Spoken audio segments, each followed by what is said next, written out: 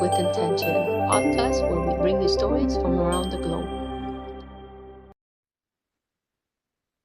Hello and welcome back to Rise and Thrive Mornings with Intention. And today I have a beautiful guest with me, Linda Fisk. Welcome. How are you, Linda, today? Hi, Emma. It's so good being here. Thank you so much for allowing me to be part of this really powerful podcast platform. I love what you've created. I am really enamored with the guests that you've had on and the way that you have orchestrated a really natural conversation around some tough topics, some really, really insightful and I think very meaningful conversations that are really transparent, very open, very honest. And I love that about your particular podcast. Oh, thank you so much. That is such a beautiful thing to say. So thank you so much. I'd love for you to share a little bit about yourself and where you're from, please. And then we'll jump into questions I have for you.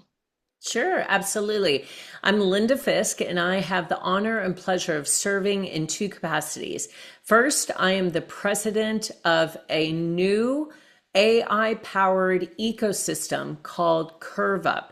It's curveup.io, and it's designed to help accelerate the success of entrepreneurs, no matter what stage of development they're in, no matter what their stage of growth and scale is. CurveUp helps get them access to funding, to experts, to mentors, to coaches, to masterminds, resources, tools, workshops, all kinds of incredible learning, resources, tools, and funding.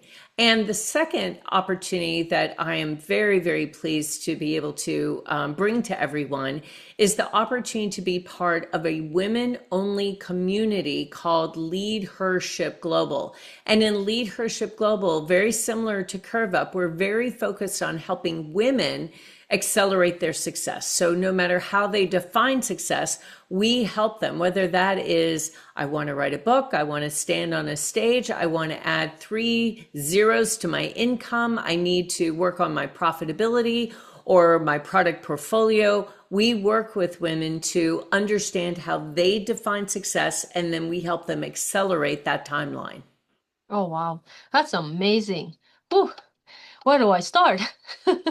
So, Linda, you've achieved success across so many areas, from CEO and TEDx speaker to international best-selling author and a university professor too, I see. So what has Yes. been this driving force behind your remarkable journey? Tell us more about that, please. Well, I will say that honestly, most of my journey has been based on lessons learned. And I think the most important aspect of a leader's journey is how they incorporate their first attempts in learning, otherwise known as failures, into their journey. And I have found that I am convinced that incorporating the tenets of grit into your approach as a leader when tackling any kind of worthy pursuit is an absolutely fundamental key to success. And at the same time, it's equally important to embrace the concept of grace. And in this definition of grace, I'm referring to your ability to push through challenges, to overcome obstacles, but leaving room for failure. In my mind, grace is really embodied. It's an attitude, it's a characteristic, and a belief. And as such, it has a really contagious effect on others, including those that you work with, those that may be partners of yours. They could be investors, they could be employees, they could include your family. Through grace, you can begin thinking positively of yourself. And let me just say, that is in spite of the fact that you will absolutely, inevitably fall short of your expectations for yourself. But you can and will do better if you allow yourself to. So grace is a force for good. And when times are challenging, it will require courage, and grace is fundamental to courage. Wow. Huh, I love that. So was there defining maybe moment in your life or career? that you realize you were meant to lead and help elevate other women leaders? Is there Yeah. something happened that you know, like you don't have to share, only share as much as you like to? Yeah, I would say that in my career, I've been able to serve in the C-suite of major organizations. I've been a chief marketing officer, I've been a chief executive officer, and I have served for some of the most prestigious and some of the most impactful leadership organizations in the world. And the one recognition that I had early in that journey is that by bringing leaders together that are focused and unified on solving one issue, one challenge, one problem, it's absolutely transformational. When you can collect leaders that are unified in their vision, their mission, their purpose to solve a problem, to overcome an obstacle, to remove a roadblock, it's absolutely transformational. And at the same time that I learned that lesson, I also learned that oftentimes women feel dismissed, demeaned, marginalized in those kinds of leadership groups. They often talk about feeling as though they had to earn their right to be at that table. And even when they're at the table, they still feel as though they are not treated truly as a peer. And so what I really wanted to do was create a safe haven for women so that they knew that not only are they worthy of sitting at that table, that they are valued, that they are really respected, and that we are listening. And again, that change to move from a corporate position where I served as the CMO or the CEO of major leadership organizations to step into my own entrepreneurial journey and begin the development of LeadHERship Global. Boy, that took grit. That was one of the most important, but also one of the scariest times in my life because I was stepping out into an unknown. I had never been an entrepreneur before. I didn't know what it was to run a company as a solopreneur. But I also knew that the mission and vision and purpose behind LeadHERship Global was worthy. And the grit that I talked about earlier, that need for having both grit and grace as a leader, certainly came into play. And grit, I mean, it certainly determines that life's challenges don't have to define us or defeat us. And as I said, it's kind of the toughness, the courage, the bravery, the resilience, kind of the spirit that drives us forward. And that certainly was the impetus with LeadHERship Global. I certainly felt after my experiences serving in leadership roles with other really, really well-respected, well-run leadership organizations that I had the opportunity to create something very magical for women in leadership. And it was that grit, that backbone, that inspiration, that steel nerve and vision that I cling to during the development of LeadHERship Global. And I really feel like, you know, your grit is where your perseverance meets your passion. And although LeadHERship Global was definitely a passion of mine, it's really where that sense of perseverance met that passion to collide to create my purpose, my mission, and my meaning, that LeadHERship Global really took shape and form. Mm-hmm. So I'm just curious, and so when you obviously finished high school, then you probably had some schooling. At what point did you wanted to run your own business? Was it something that you knew right away? Was it something you went into? And one more, did you have somebody guiding you through it, like a family member already has a business, or it was something, a brand new avenue for you? It's like, look, I'm not gonna be like the rest of the people and work 9 to 5. I'm jumping straight into building my own. How was it for you? I want Yeah. people to see I the never background. expected to be an entrepreneur, and my education was really focused on marketing, advertising, psychology. I graduated undergrad with degrees in marketing and communications, and then I received a master's and went on to get a PhD in clinical psychology. So, in fact, I never anticipated ever becoming an entrepreneur. My career has been based on again, ascending through that corporate ladder to the C-suite of leadership as both a chief marketing officer and a chief executive officer. The only reason I stepped into my own entrepreneurial journey is I began recognizing that women face political, cultural, socioeconomic roadblocks, obstacles, biases, and, all kinds of obstacles that men typically don't face. Women needed an extra support system around them. They needed access to the same privileges, benefits, and opportunities that men typically receive. When you look at the statistics around women in leadership, we are dramatically behind. Women only make up less than 5% of the Fortune 500 board roles. Women make up less than 10% of every speaking opportunity. Women are generally offered less than 2% of the VC funding that's available. There are billions of dollars given by VCs to well-deserving entrepreneurial ventures every single year, but women-owned, women-operated businesses receive less than 2% of that VC funding. And women are 20% less likely to qualify for a bank loan or any kind of bank funding.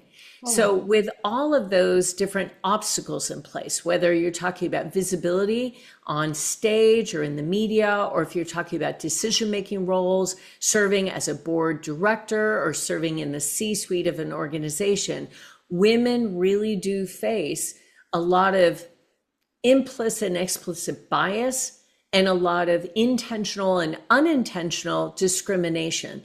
And so I really felt like in order to begin tackling a lot of those roadblocks and obstacles and challenges that I saw, I needed to step into creating this community, this safe haven for women. And so I created LeadHERship Global out of that sense of passion, out of that sense of trying to solve a problem. But I had no background, I had no education, and I had no support initially. It was just me saying, this needs to happen. This is a worthy and justified purpose, mission, and vision that I'm going to will into being. Wow, that's powerful. And I love that because sometimes that's all you need. It's just that willingness and inspiration, and it takes you to the next level. So I love that. I applaud you for that. That's why I wanted to know what the story was behind how you came to where, because I think it helps people understand where you're coming from. Because here we see you in this big light, this powerful woman, but how did you get there?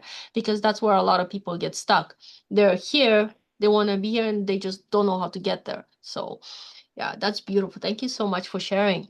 You're so welcome, Eva. And I will say, in LeadHERship Global, we try to transform women from the inside out, not with formulas, but with frameworks, not with hustle, but with alignment, because the world doesn't need more busy women.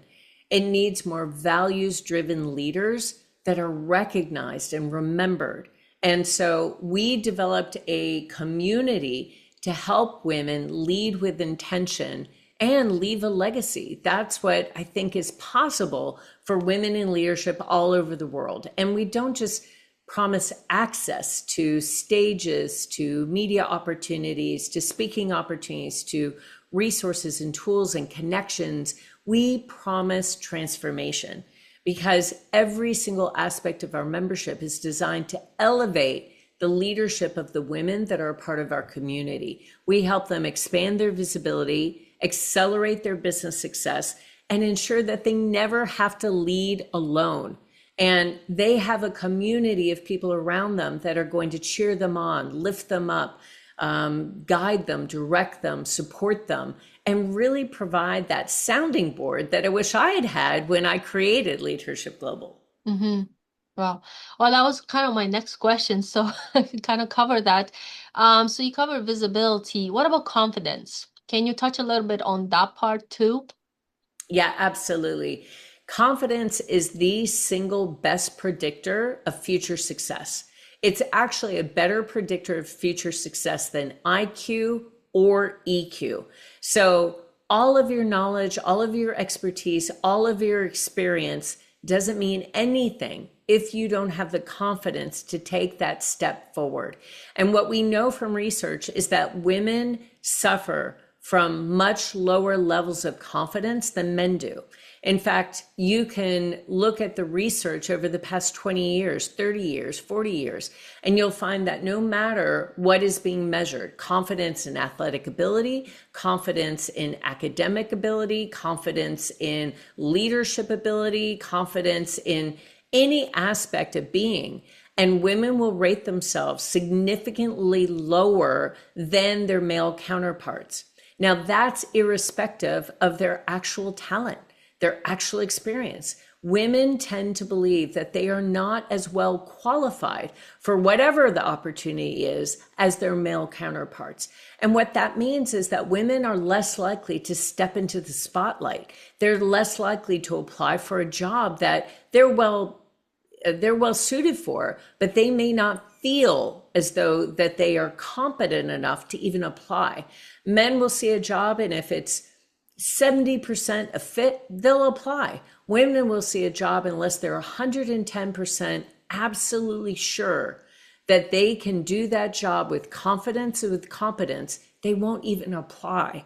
So what we know is that that is one of the biggest areas that we have to tackle as women, is to build a sense of self-reliance, to build a sense of confidence. And the best way to do that is to continue to test your ability to be competent and be successful in lots of different areas of your life. And every time you're able to do a little bit better, you celebrate that. Now, that doesn't mean that if I am confident enough to pick up a tennis racket and I want to be the next tennis pro, that right out of the gate, that's going to happen. That's unrealistic. But if you have the kind of grit that it takes to be resilient and steadfast and tenacious in that pursuit, you absolutely will get better to a place where maybe you can be a tennis pro.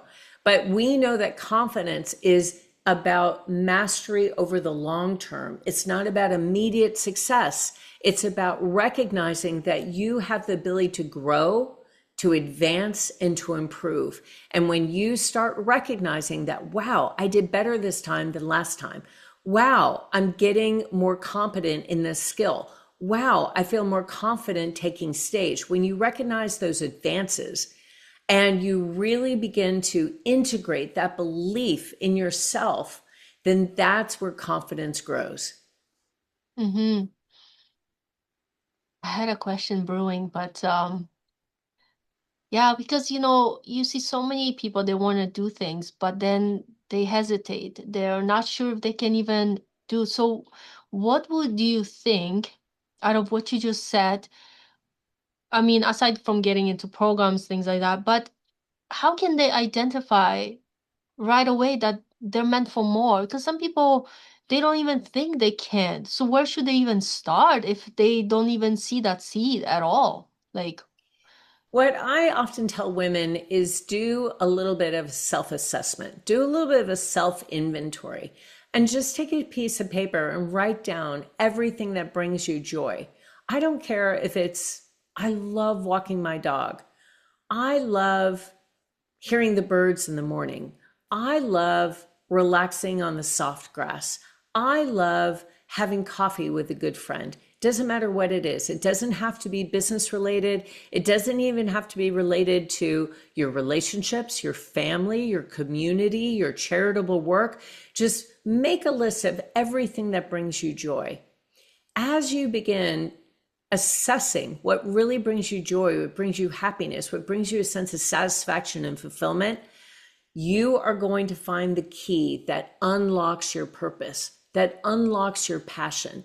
And in most cases, that passion and purpose is actually an opportunity for you to create a living, for you to create a offering, a opportunity, something that other people will see value in. So what I initially suggest is, listen, there is no performance here. Just make a list of everything that brings you joy. Out of that, is there anything in that list that you think, wow, yeah, I could be fulfilled. I could be really monetarily rewarded if I made this a business, if I began offering this as a service, if I began thinking about how I could incorporate this into my offering. You will find ways of unlocking that sense of confidence because you'll recognize there's some things you do that are just natural to who you are. You love writing, you love drawing, you love creating, you love developing videos or editing videos or whatever it is, whatever you love doing that comes naturally to you, that brings you joy. Those are also the keys to unlock your future and unlock what it is that you were designed to do in your life. Mm-hmm. And then many times I say, well, I don't know. That's a lot of times people, it's like they're on autopilot. They say, I don't know. I don't know. I think at that point, I think they have to go back to, it's like, you know what, just sit down and start writing it, I think, because nobody else can do it Right. for them except themselves. So That's that, right. yeah, I think if they're not willing to do that self-work, I think they'll remain where they are for most until something will push them to be like, okay, I'm ready. I'm gonna sit down and I'm gonna start writing. So I think that's really a great advice. That's why I wanted to get into the depth of it. Um, so thank you so much. Now I want to jump into something new, collaboration books, leadership, inspiring women leading with purpose, launches, I believe you said June 30th. That's right. Yeah, oh, I'm excited for you. Congratulations. Yeah, very excited. Um, and this is your fourth book or Actually, it'll be my eighth book. oh my goodness. Um, Wow. yeah, yeah. In LeadHERship Global, we've offered several different anthologies to allow women to collaborate and be a part of a best-selling book, be a part of a best-selling author group. And what we find is that there are a lot of women who are interested in writing a book, but they feel stuck. They feel like they've hit a roadblock or an obstacle to writing their own book. Maybe they feel like, oh, I don't have the disposable income. I don't have the money, or I don't have the time. It's just going to be so time intensive. Or they may feel like, I don't even know how to begin structuring a book. I don't even know how to begin telling my story. But if you offer them the opportunity to write just one chapter, just one snapshot of that bigger story that they have inside of them, most women say, oh, I can write 2,500 Mm-hmm. words. I do that every day. I write 2,500 words for my blog, for my social media content, for my newsletter, for my website. So yes, I could do that. So they find it a task in front of them that's bite-sized that they can actually tackle. And Yeah. then through that process, they learn how to begin to structure a book, how to begin actually facilitating the editing process, the review process, the marketing process. They understand sort of through that anthology all the different steps of writing, editing, reviewing, marketing, and promoting a book. And then it becomes something that they no longer are scared of. They're not intimidated by it. They recognize that, wow, this was pretty easy and I understand how to do this. So now I can do this for myself and write my own book. Yeah. Because again, I feel as though most women have a book inside of them, but they feel intimidated by the process. They're afraid of the process and they make excuses. It's too Yeah. expensive. Guilty It'll as take such. too much time. Yeah, all of that. Yep. Yeah, I was there when I first did my first collaboration book. I was like, what they say here in Canada, deer in the headlights. Yes. Yeah, I didn't know, and I always wanted to write something years ago, like over a decade ago, when I traveled the world. I when I circumnavigated the world, I was like, I want to really put it in, right, in the writing. But part of me was so scared. There were so many different things. And I think for over a decade, like I still have that book. It's like over 300 pages long, but it's still sitting on the hard drive. And I'm like, and my idea was like, that was one of my blocks. Yeah, but if it comes out, what's it gonna be? What's it gonna inspire? Like I was asking the wrong questions back then. Right. And then go back like, was it 3 years ago? That's when I my friend mentioned about collaboration books, and I'm like, what? So she told me about it. At first, I was very hesitant. I didn't want to share things, but at the same time, I was like, what will my family think? What about my language? Is the English is not my first language, and blah blah blah blah blah. You know how sometimes your brain just goes off. And then I did it, and I'm like, oh my gosh, why did I beat myself over this whole thing? It was so easy. But Action Yeah. Takers Publishing also did make it easy for me in a way that they helped, they edited, they did everything. Because before I did a little bit of research here and there, calling different publishers and things like that, how it all worked. But I'm like, yeah, no. But when I first did the first one, yeah, it was a little bit like, I had those blocks. After that, it's like, this is easy. And with AI, you edit one little paragraph just to make sense, this and that. I'm like, the tools are there. Why do we sometimes beat ourselves over our head with little things that, those are those little blocks you gotta just say, bye bye, you know? I love that, Eva. Yeah, You're right. I mean, that's really the challenge in front of most women is that they don't have the confidence to take those small steps forward. And if they can find the courage to at least take a small step forward and try something, right? What they find often is exactly what you experienced. Why was I afraid of this? Why was I yeah, intimidated? yeah. This was easy, and I made this happen. Yeah, some things, of course, you do have to, make, like sit down, okay, really think about the story you do want to put in. But then when you write the first line, second line, it all starts coming to you. But if you keep telling yourself you can't do it, well, guess what? You're right, you can't do it. That's your block, right? And then I remember one of the coaches I was listening to, and some lady said something. She's like, is that really what you want to believe? She's like, well, I never thought about it that way. And that's itself removed the block like that for her. So it's like, do Yes. you really want to be where you are, or do you want to stop and like, okay, that's why I love Wayne Dyer quote, when you change the way you look at things, things change. So I love that. And that was with me for many years when I was growing through personal development and stuff like that. So um one more question in regards to the book. What impact, and I think you touched on that a little bit, but what impact do you hope that it will have on your readers? Yeah, I will tell you that the women that are a part of this book are truly extraordinary. And they all have incredibly inspirational stories of triumph over tragedy, making their misery their mission, bringing out incredible purpose out of their pain.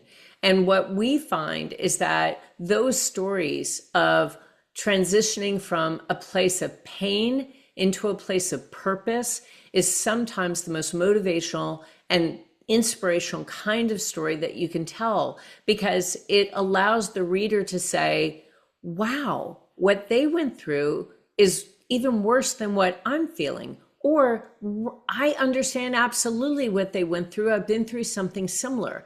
And because of that, I see that they were able to turn that pain into purpose, change their misery into their mission. I could do the same. So, what this does for readers is I think it gives them a roadmap, it gives them a blueprint of how they can move from a place of anguish into a place of really feeling as though you're able to create impact, right? And what I have found is that, again, going back to this idea of grit and grace, that oftentimes your points of real pain and despair, those places where you feel like you're walking through the valley, where you have shadows clouding your vision forward, those are also the times where you have the opportunity to learn the biggest lessons, to actually pivot and begin to ascend to the tallest mountains. So when you're in that valley, it's really important to continue to look up and see the mountain in front of you. Because what I find is that when I read other inspirational stories of women who have been through incredible tragedy, incredible difficulty, challenges, obstacles, and how they learned the lessons inherent in that experience, and they were able to use those lessons to help them move to the next level of success in their life, well, to me, there's nothing more powerful. So this is a book chocked full of those kinds of stories told from the women that live through them. Mm-hmm. Wow, that's amazing. Can't wait for it to come out. So June 30th, keep an eye out. And I believe it will be available on Amazon, correct? And Absolutely. sorry, the other books. Can you quickly mention them, what they're about, and where people can find them, please? Yeah, actually, there are. I've been a part of 7 other books, and if you go to Amazon, as you suggested, Eva, the books are all listed there. So you are welcome to check out Linda Fisk as an author on Amazon, and you can see all the other books.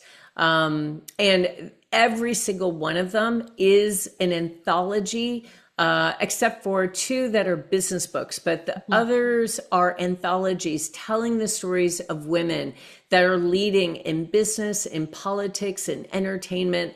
And they are all really powerful stories of leadership, of transition, of transformation. And, I'm very, very excited for everyone to start really paying attention to the stories of women all over the world and the experiences that they've had, how they've overcome roadblocks, obstacles, challenges, and real tragedy to be able to become the leaders that they are today. That's amazing. So of course we'll share the link in this video as well, so people don't have to look for it. They can just click, it'll take them right there. So looking ahead, what excites you most about the future of women's leadership and the next generation of change makers? I love that question. Thank you Thank so you. much. I would say that, again, I think that you're finding women stepping into their purpose at greater rates now than ever before. There are more women owned, women operated, new entrepreneurial enterprises born every single day than in the history of mankind. In fact, last year, there were nearly 2,000 net new businesses created by women uh, just in the United States. Wow. And so, what we know is that women are stepping into their purpose, they're stepping into their entrepreneurial journey. And what I would recommend is that everyone find their own power tribe. You find your own community of women that can lift you up, that can support you, that can help you, that can advise you. And again, that's why LeadHERship Global exists. This is where women of extraordinary accomplishment come together for growth that transcends titles. This is a private, curated community that's committed to purpose, profit, and most importantly, personal legacy. So if you are on your own entrepreneurial journey or you're stepping into a leadership role in your corporation, my number one recommendation is to be a part of the community that will cheer you on, that will support you, that will absolutely give you that trusted circle of other women leaders, founders, executives, entrepreneurs, visionaries who believe that success is more than status. Leadership is about impact. Wow, that's amazing. One last question, of course. The name of the podcast, as you know, is Rise and Thrive Mornings with Intention. So to make my next question short, what would you encourage listeners to be intentional about starting today, as in every day, like today, tomorrow? Something you can tell us. Yes, I would say, just in a really quick sentence, I think that as human beings, we are built for community. And I would suggest that you intentionally design and foster deep, trusted relationships with a circle of accomplished peers that represent where you want to be in 5 years. If you intentionally surround yourself with people that you admire, that you respect, and that have lived the journey that you are now on, you will find that they make powerful alliances, partners, and friends. And they can be from different and diverse industries, backgrounds, stages of leadership, from corporate executives to entrepreneurs, board members to nonprofit founders. But what you really need to do is surround yourself with people that you admire, respect, and have lived the journey that you're on and represent where you want to be in 5 years. Wow, I love that. That is such a beautiful answer. Well, Linda, it's been a Pleasure to have you on my podcast. Thank you so much for all your wisdom, golden nuggets, and everything you've shared. We will share all the contact information, how to get in touch with Linda. Linda, thank you so much for being here today. And thank you everyone for watching. And till next time, don't forget to subscribe and follow us so you don't miss anything. Thank you. Thank you, You're Eva. welcome. Thank you so much.